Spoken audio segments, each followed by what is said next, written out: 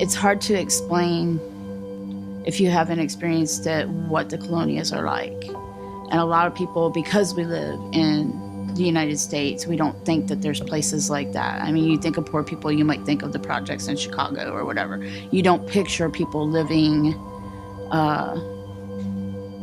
basically in a field and not having their houses finished. They'll open the door and it looks good on the outside, but you can see inside and there's no insulation. It's just basically roughed out, and you've got kids sleeping in mattresses on the floor because they don't have beds. Or you go into a trailer and you can see through the floor, you can see the ground through the floor, through the holes that are in the floor, and they don't have heat at this time of year where we get really cold. And they come out of their houses with their coats and jackets and hats and stuff on, and you think, oh, well, they're getting ready to go out. No, they have to be that way in their house to stay warm. Or during the summertime, it's burning hot down here and they don't have air conditioning. And we just don't think of people living that way. You don't need to go to a foreign country to find poverty. Here at this colonia, right here, it's like, 95% people from Mexico, and it was worse. Poverty is a lot of times it's just a symptom. A lot of times in neighborhoods we worked in, there's been alcoholism, there's been drug addiction, there's broken families because the sin that abounds in the families. There's adultery that's going on, and because of all this, the family is broken. You see it in the colonia, a lot of the families, they don't have means of buying gifts for the kids. So when they hear that they're going to give away gifts, they come ready. Parents, they don't have money to be able to get the kids gifts at Christmas time, and for many, that's the draw of the season. It's the gifts. It's being able to get presents, and how disappointing that must be as a kid to pretty much think, I'm not going to get anything.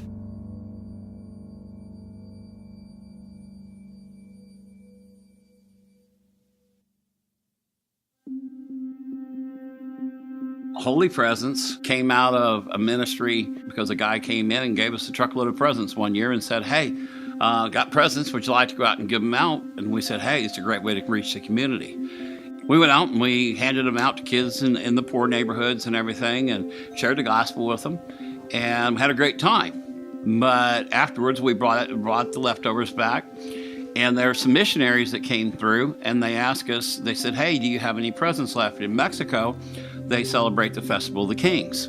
They said, we'd like to go out and do some outreaches. And I said, yeah. I said, we've got some Barbie dolls and trucks and some different toys, and we gave some of these presents out. It was about a month later, the missionaries came back and shared with us testimony how they went out in the community. And there was one person they'd been trying to reach for 13 years. And every time they tried and go and talk to this family, the husband would come out and threaten them and tell them to go away, get off the property. So when the missionary came and to talk to him, he said, sir, can I come bless your kids for Christmas? And he said, but why would you want to? He said, well, God put it on their heart to provide these presents, and when we prayed, we really felt like God was saying we need to come bless your children. So can we bless your kids with these Christmas presents? And the guy said, yes, but I still don't understand. He said, well, these presents are just a representation of God's greatest gift. It says, the gift itself is something that's going to fade away here, but God's gift is eternal. And that's the gift we've been trying to tell you about for the last 13 years.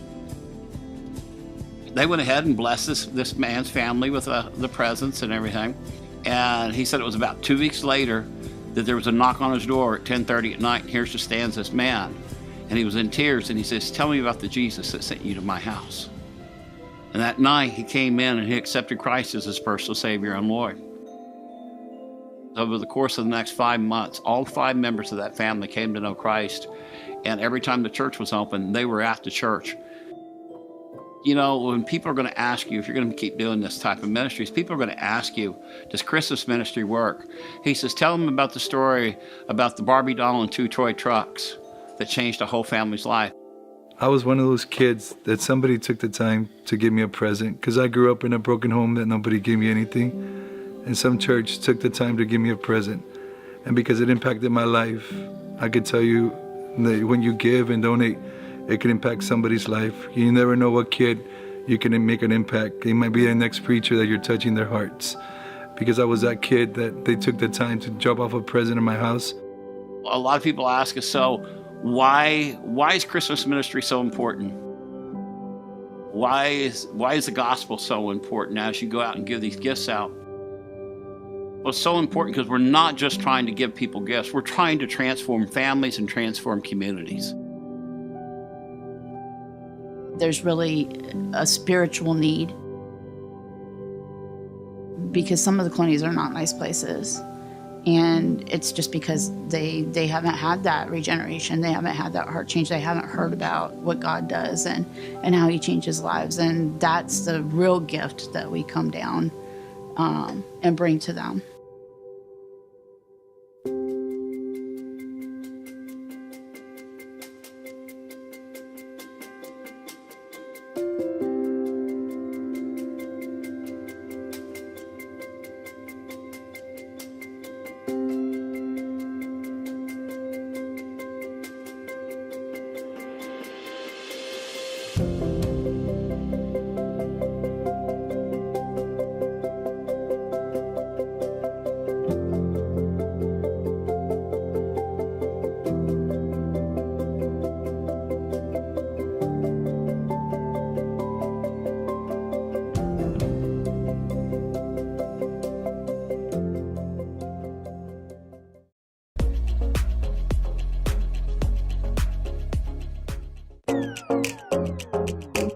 Bam! There you go. Get in there.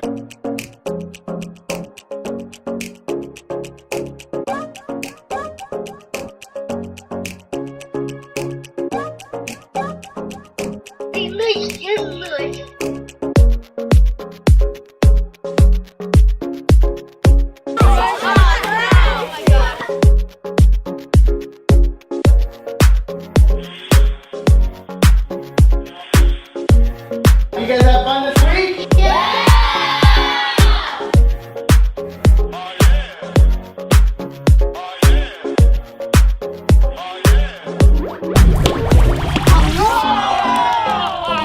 That is so wrong!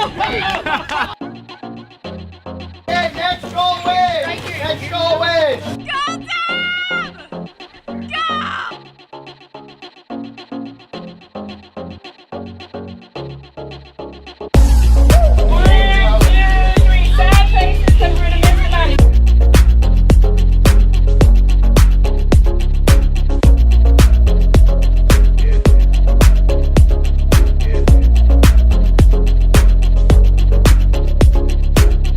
Thank Golden Corral for sending all these kids to camp in the most incredible week. Right now we're here with the horses. We have the brown one that is Legend and the white one over there is Mr. Dream. And it's really awesome to see the kids connect with these animals.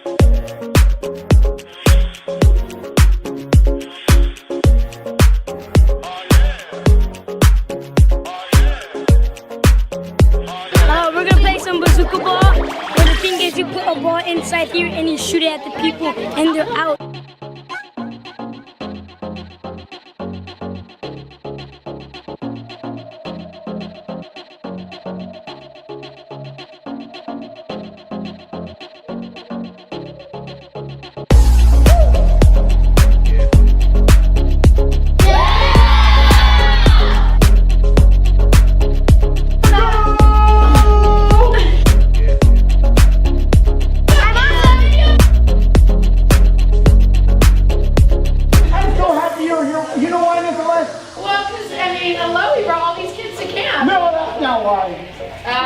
Okay, I'm afraid to ask, but why are you so excited that Mr. I'm so excited because now that I know him, he's gonna let me with the chocolate fountain. He's gonna let me stick my head in there. Oh no! We're just gonna drink the chocolate fountain right into that heart. But the moral of the story is I had a lot of people that came and they supported me and they believed in me. And so I'm here today to tell y'all that I believe in every single one of y'all.